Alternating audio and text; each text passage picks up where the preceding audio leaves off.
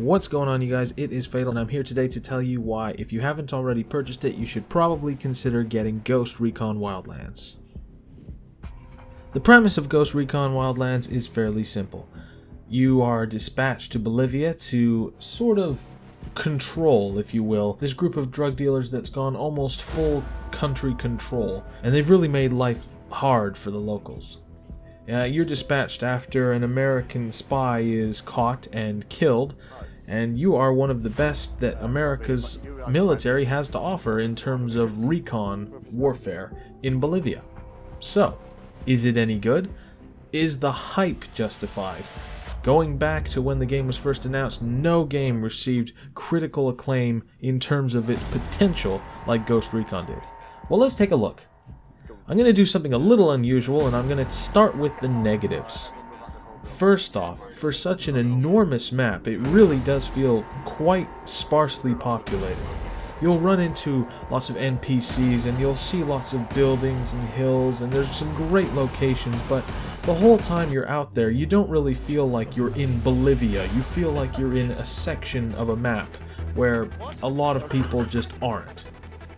That's not to say the game isn't huge, because, it's most definitely huge. This is probably one of the biggest open world maps I've ever seen, and it's very, very impressive. But that doesn't excuse it for being somewhat samey when you're walking around. And I noticed that there's a lot of buildings that, while on the outside they may look different, but inside they have the same interior, where you go up the stairs, turn right, up the stairs, turn right, up the stairs, turn right, up the stairs, turn right, until you reach the top floor. And the more buildings I found, the more I started to notice that this layout is completely identical. And I must have done that exact building about 50 times by now. So in terms of variety, the game's buildings and structures don't really offer much, but it doesn't really detract from the experience that much. Connectivity issues aren't brutal, but there's been several instances where I've dropped out with my friends, or my friends have dropped out, or my personal favorite, funny glitch moments where my teammate will be following me while I'm flying a helicopter, and he'll be dangling outside of it as if on a cable. Yet in his game, he is sitting there peacefully looking down the sights of his gun, waiting for someone to kill.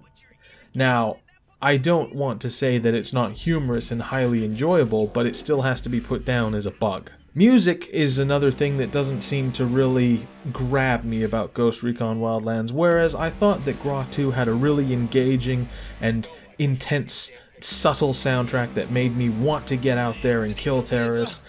I don't even really know if I can think of memorable pieces of soundtrack from Wildlands. That's not to say the music is bad, it's just not memorable. I suppose the biggest strike that comes against Ghost Recon is in spawning enemies. No Tom Clancy game should have spawned enemies. I should not be clearing out a facility and clearing out a room only to turn my back and get killed by an enemy that most definitely wasn't in there a moment ago.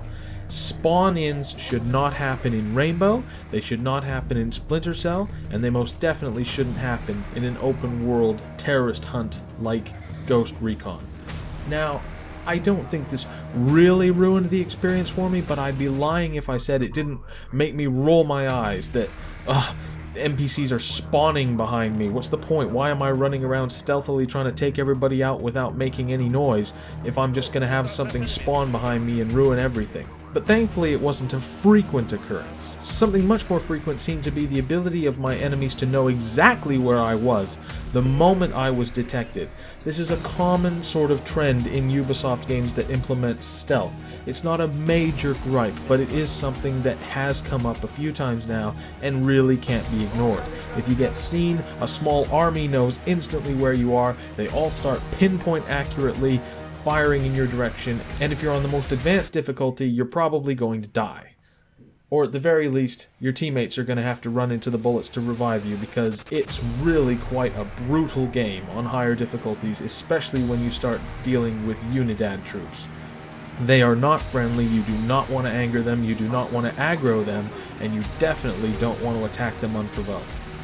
And I'm delighted to say that's it for me personally for the negatives. Oh sure, there's a little bit of clipping, some screen tear here and there, and there's definitely been some very amusing visual glitches, but I'm just not the sort to let that kind of thing really detract from the experience, because if the game is fun, not only can I overlook visual problems, unless they're so frequent that I can't look away, but I can also take from them and say, ha ha ha, what an amusing addition to my experience. Now, I know that's not the correct way to handle bugs, but if a bug is there, you can say, yeah, that's a bug, and you can either sit there and refuse to play the game, or you can get on with it and say, hey, that bug needs patching.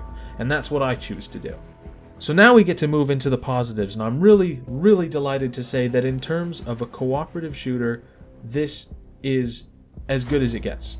You're running around, you've got your team, they've got your back, you've got your team's back, you're calling out positions, using drones effectively, the standard Ghost Recon / Rainbow experience. It works flawlessly, the drop-in, drop-out is really reliable. I've had a wonderful time scoping out bases and then spending an hour slowly working around trying not to get detected. My teammates and I have had many successful plunderings of a base where we didn't get so much as seen, and it feels so satisfying to achieve that. There's a lot of awesome vehicles in the game, and despite some reservations about early controls for helicopters and planes, you'll learn to use them more effectively, and they can be so much fun to pilot and drive. There's all kinds of vehicles in the game, all kinds of ways to approach bases. It's a very versatile, open sort of warfare, and that's what Ghost Recon is at its very best. You know you're in for a good time when you see a base in the distance and you know you're about to drop in there, maybe by parachute, and you're gonna tear it up. And that is when Ghost Recon does what Ghost Recon should do. It makes you feel like an absolute untouchable soldier behind enemy lines. And that's what you want to be in a Ghost Recon open world game. In terms of the story, it's a very standard sort of revenge mission on behalf of someone who you know, without spoiling too much, you know there's obviously going to be some kind of twist towards the end where true motives are exposed. And you see it coming a mile away, but it really won't detract from your experience. Truth be told, Ghost Recon is not strongest for its campaign.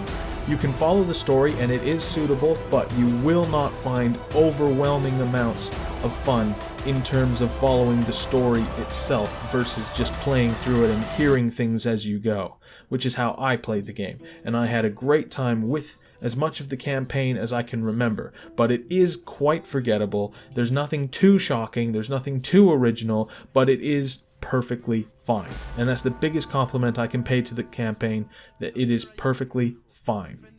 So, we're due to get competitive multiplayer in the coming months. I would love to talk about that in the future, and I probably will, but in terms of now and the multiplayer on offer here, it's first-rate cooperative gameplay. Not since Destiny have I felt so part of a team, so part of a cohesive unit when I've been pushing the attack with my bros. And it's really important that people understand that if you're playing this game alone, you will have fun, but if you're playing it with friends, you're going to have an absolute blast. This is not only one of those games where you join in with buddies and you just think, let's go do something fun. This is a game that says, here are fun things, go do them. And if you've got a team of 2 or even 3 to join you for the full co-op experience, you are guaranteed fun times. The weapons are good, the response is very good, the damage inconsistent from time to time depending on the difficulty, but usually quite reliable. There's a wonderful selection of loot to unlock in terms of add-ons for your guns or guns themselves. There's so much to do. The map is rich with activities and side activities. You will not run out of things to do, and you will spend hours, you will lose hours so quickly and not even realize that they've gone by. You'll look at the clock and realize you've done 50 things and it's been 4 straight hours and you feel like you've accomplished nothing because the world is so big. You constantly feel like everything you do is towards your own personal progression, and that is what Ghost Recon nails full on. As a single-player game, you will grow tired of it. You will get the full experience out of co-op. If you're just buying it for yourself, I cannot fully recommend you rush out and purchase this. But if you have a team, or a bunch of people who you can form into a team that all want the game, that are all willing to put in the time and the practice to become an untouchable military unit, you must play this game. It's one of the first must-haves of 2017, and I really hope you go pick it up. I hope you've enjoyed this review. I've certainly enjoyed this game, and I can't wait to see what Ubisoft have for us next. I can't wait to see what competitive multiplayer is like. It's sure to be a blast. So I personally recommend you guys don't waste any more time. If you're interested in co-op at all and you have a team, go get it right now. I am awarding it the rare shark card. I think you definitely should pick this up.